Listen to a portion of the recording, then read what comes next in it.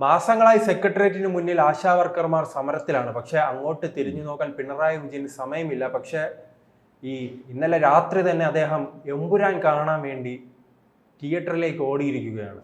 അതെന്താണ്, സ്വന്തം മുന്നിലുള്ള കാഴ്ചയ്ക്ക് കുറവുണ്ടോ അദ്ദേഹത്തിന്? ഈ സിനിമയുടെ ഏതോ ചില ഭാഗങ്ങളൊക്കെ കട്ട് ചെയ്യാൻ പോവാണല്ലേ. അപ്പോൾ അതിനു മുമ്പ് ഓടി അത് പിന്നെ മോദിക്കെതിരെയൊക്കെ ഉള്ള കാര്യങ്ങൾ കണ്ട് അവിടെ ഇരുന്ന് രോമാഞ്ചം കൊള്ളാൻ വേണ്ടി പോയതാണ്. ആശാവർക്കർമാരുടെ സമരം 50 ദിവസം ആകാൻ പോവുകയാണ്. അടുത്ത ദിവസം അവർ മുടി മുറിക്കുകയാണ് പ്രതിഷേധിച്ചുകൊണ്ട്. ലോക തലത്തിലുള്ള ഈ സംഘടനകൾ പോലും ആശാവർക്കർമാരുടെ സമരത്തിന് പിന്തുണയുമായിട്ട് രംഗത്തുണ്ട്. സമരം നമ്മൾ വിചാരിച്ച പോലെയല്ല, അത് വേറൊരു തലത്തിലേക്ക് മാറുകയാണ്. അവിടെ ഈ SUCIക്കാരുടെ നേതൃത്വത്തിൽ സമരം ചെയ്യുന്നു എന്നുള്ളതാണ് പിണറായി മുഖം തിരിച്ച് നടക്കുന്ന കാര്യം. ഈ പിന്നെ പുരയ്ക്ക് തീ പിടിക്കുമ്പം വാഴ വെട്ടുക, അല്ലെങ്കിൽ അമ്മയ്ക്ക് പ്രസവവേദന മോക്ക് വീണവായന എന്ന് പറഞ്ഞതുപോലെയാണ് പിണറായി വിജയൻ ഇപ്പം ചെയ്തത്.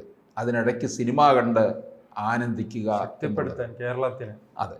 അപ്പം ഒരുപക്ഷെ മോഹൻലാലിൻ്റെ സംരക്ഷകനായിട്ടായിരിക്കും പിണറായി നടക്കാൻ പോകുന്നതെന്നുള്ളതാണ്.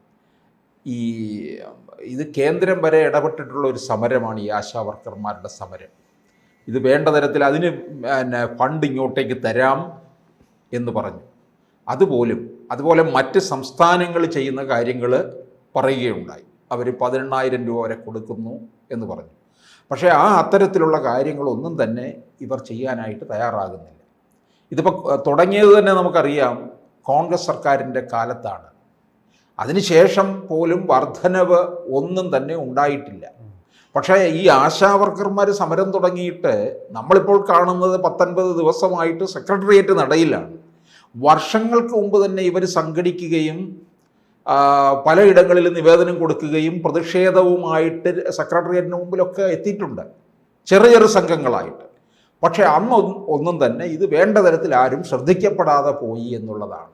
അതിലാണ് പക്ഷേ ഇപ്പോൾ ഈ സംസ്ഥാനത്തൊട്ടാകെ ജോലി ചെയ്യുന്ന 26,000-ത്തിലധികം പേർ ഒന്നിച്ച് സെക്രട്ടേറിയറ്റ് നടയിൽ വരികയും സ്ത്രീ ശക്തിയായിട്ട് മാറുകയും ചെയ്തപ്പോഴാണ് ഇതിൻ്റെ രൂപവും ഭാവവും മാറിയത് എന്നുള്ളതാണ്. പിന്നെ സുരേഷ് ഗോപി ഇതിനകത്ത് ഇടപെട്ടു.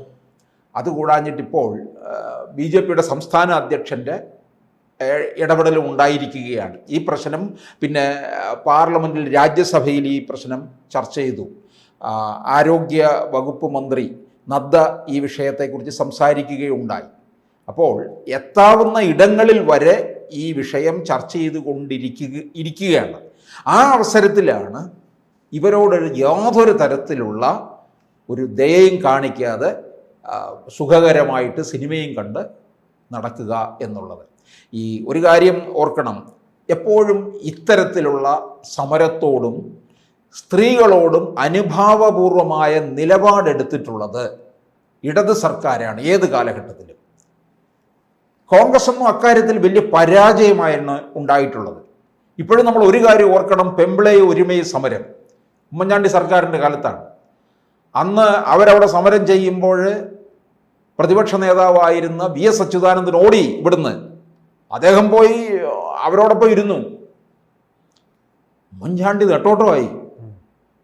കനത്ത തണുപ്പിലാണ് അവിടെ പോയി ഇരിക്കുന്നത് VSനെ സംബന്ധിച്ചിടത്തോളം ഭരണനായകനപ്പുറത്തായിട്ട് സമരനായകനാണ് ശരിക്കും അറിയപ്പെടുന്നത്.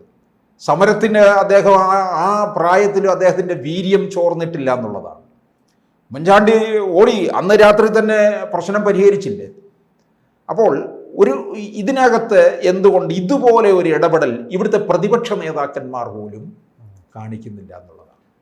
ഇവരോടൊപ്പം അവിടെ ഇരിക്കണം. ഈ VD സതീശനൊക്കെ തെക്ക് വടക്ക് നടക്കുന്ന ഈ മലയോര യാത്ര, തീരദേശ യാത്ര, ഇവന്മാരെയെല്ലാം ഈ വഴി കെട്ടിയെടുക്കുന്ന എന്താ കാര്യത്തിനാണ്?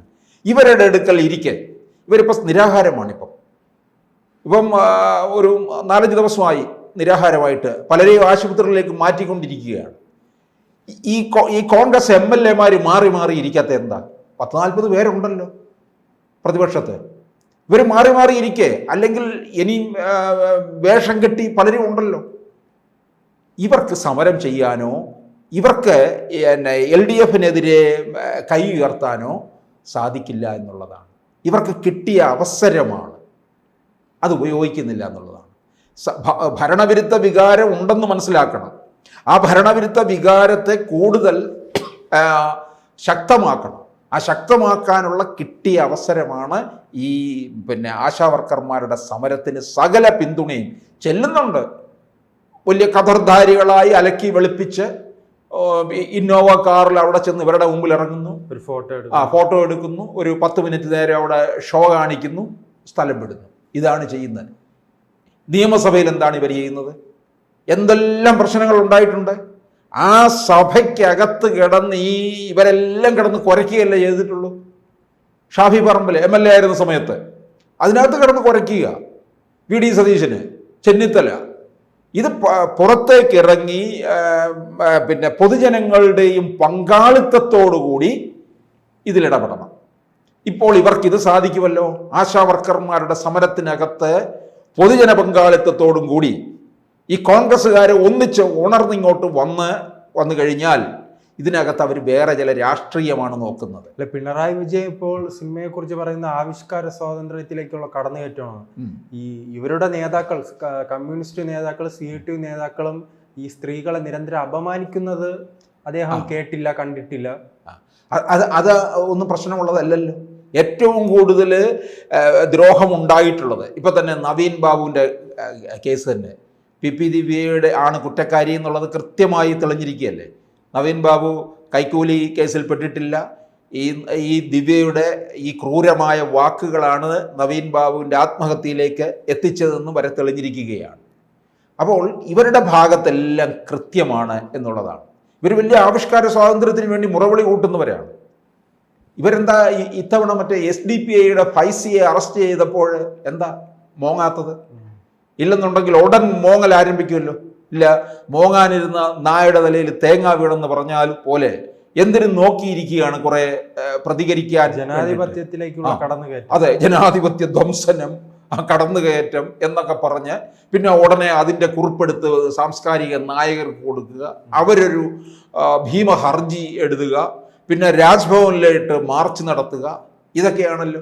അല്ലെങ്കിൽ GPOയിലേക്ക് മാർച്ച് നടത്തുക, ജനറൽ പോസ്റ്റ് ഓഫീസിലേക്ക്. ഇപ്പോൾ പിന്നെ കൂടുതലും രാജ്ഭവനിലേക്കാണ്. അത് ആരിഫ് മുഹമ്മദ് ഖാനോടുള്ള അരിശം മുഴുവനാണ് തീർത്തുകൊണ്ടിരുന്നത്. ഇപ്പോൾ പിന്നെ പുതിയ ഗവർണർ വന്നപ്പോൾ അതിനകത്തൊരു അയവ് വന്ന് ഗവർണറുടെ അടുക്കൽ പോയി ഇങ്ങനെ പാദസേവ ചെയ്ത് മുമ്പോട്ട് പോവുകയാണ്. ഇത് നമുക്കറിയത്തില്ല. ഈ സുരേഷ് ഗോപിക്കാണെങ്കിൽ ഇതിനകത്തൊരു ശക്തമായ ഇടപെടൽ കൊണ്ടുവന്നു കഴിഞ്ഞാൽ അത് BJPക്ക് ഒരു വലിയ മൈലേജ് ഉണ്ടാക്കാൻ സാധിക്കും. ഇവിടെ പ്രതിപക്ഷം ഇനിയിപ്പോൾ BJP പ്രതിപക്ഷമായിട്ട് മാറണം. കോൺഗ്രസിനെ കൊണ്ടും സഖ്യകക്ഷികളെ കൊണ്ടും ഘടകകക്ഷികളെ കൊണ്ടും ഒന്നിനും കൊള്ളില്ല. BJP പ്രധാന പ്രതിപക്ഷമായിട്ട് അങ്ങോട്ട് മാറി ജനകീയ പ്രശ്നങ്ങളിൽ രംഗത്ത് വന്നു കഴിഞ്ഞാൽ അതിൻ്റെ നേട്ടം BJPക്ക് ഉണ്ടാക്കിയെടുക്കാൻ കഴിയും.